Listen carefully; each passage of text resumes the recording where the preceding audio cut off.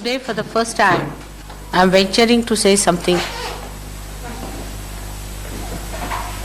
which I should have said much earlier, that you have to recognize me. And that recognition is fixed. That condition is fixed. I cannot change it. As Christ has already said, anything against me will be tolerated, will be forgiven, but anything against the Holy Ghost will not be. It's a very big warning. Perhaps people don't realize what it means. Of course, none of you are against me, that I know. And you don't do anything against me. That's very true. After all, you are my children.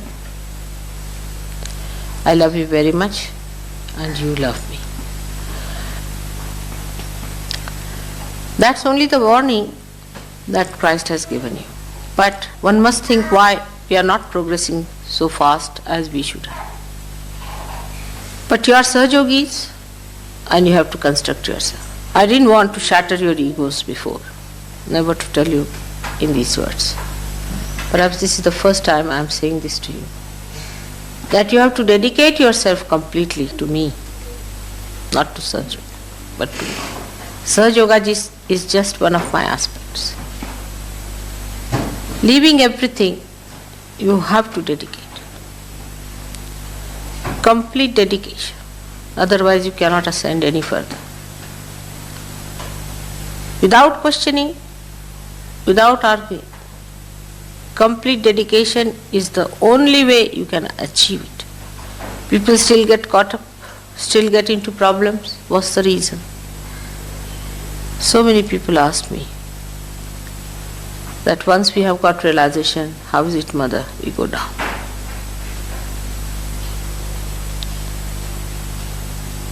The only reason is that dedication is not complete. Is complete reverence and complete dedication has been not established. You still do not know that I am divine. Now the dedication is a very important part of the ascent. Why?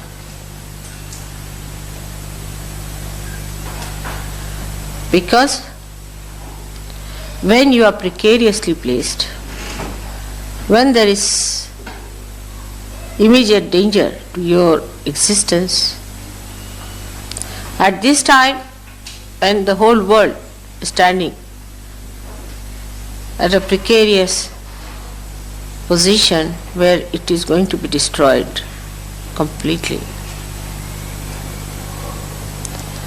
it's very important that you cling on to things that is going to save you with complete might and complete faith. Like you are getting drenched in ordinary water, doesn't matter.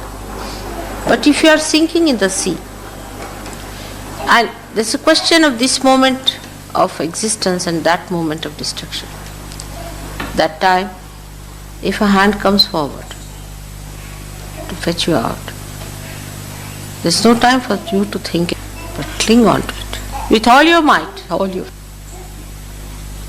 When we have badhas, when we are surrounded by negativity, we get aware of it. A little bit we get confused. And that's the time we want to cling on. But the badhas give you ideas which are detrimental. So big struggle is setting. At that time, what is the best way? The best way is to forget everything else. Forget that you are possessed or this badha or anything. With all your might, whatever is there, you have to hold on to. All these considerations are the dharmas which Sri Krishna has described as Sarva Dharmanam Parityajya Mamekam Sharanam. Give up all the dharmas, all these so-called dharmas, like a patni dharma is the duty of a wife, then the pati dharma is duty of a husband, then the putra dharma is the duty of a son, the pita dharma is duty of a father, and duty of a citizen, and a duty of a world citizen. All these dharmas are to be given up entirely. And you have to surrender fully from your heart. I am what I am, I have been that, I will be that. I am not going to grow any more or less. This is an eternal personality. Now for you to get out of me whatever is possible,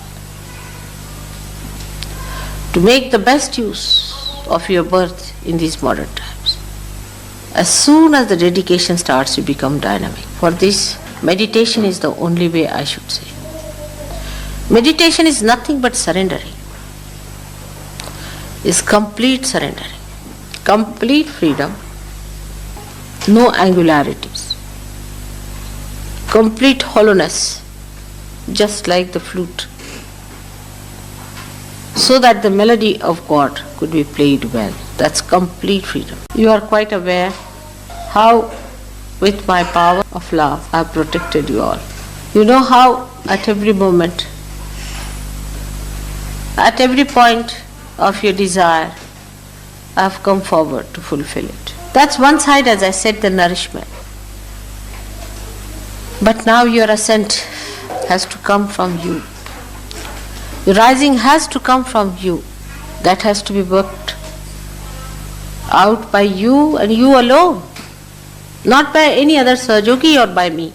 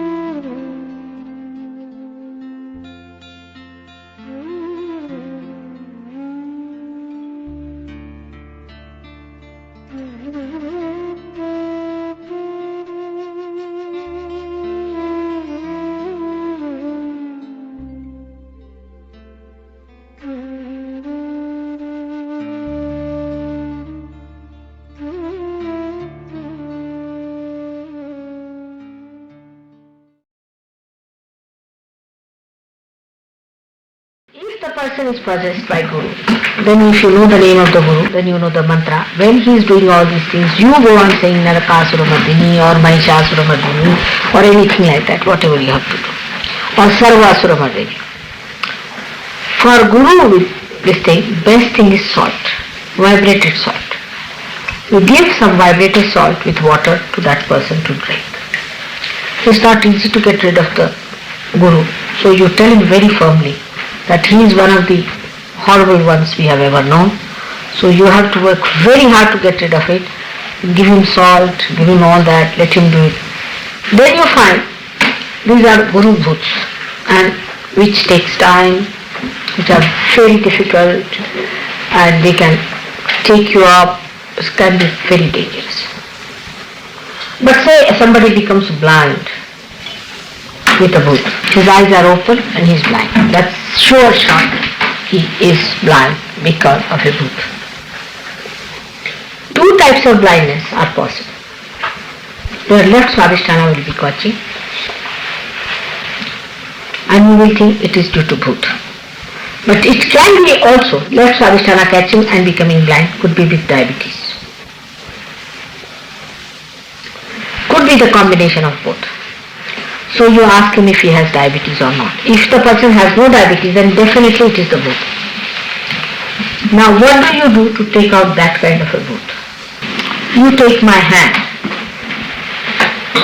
photograph, only hand, and put a candle before that photograph. all these photographs that you have separately have meanings. Put the candle and behind that is the hand. And ask the person to see the light if it can see the light. Gradually you'll be amazed, he will start seeing. This is to be used. You see, in Sahaja Yoga, one has to be also precise, just like the English book. If you are precise, it comes out. If you are not precise, then you try this, you try that, you draw.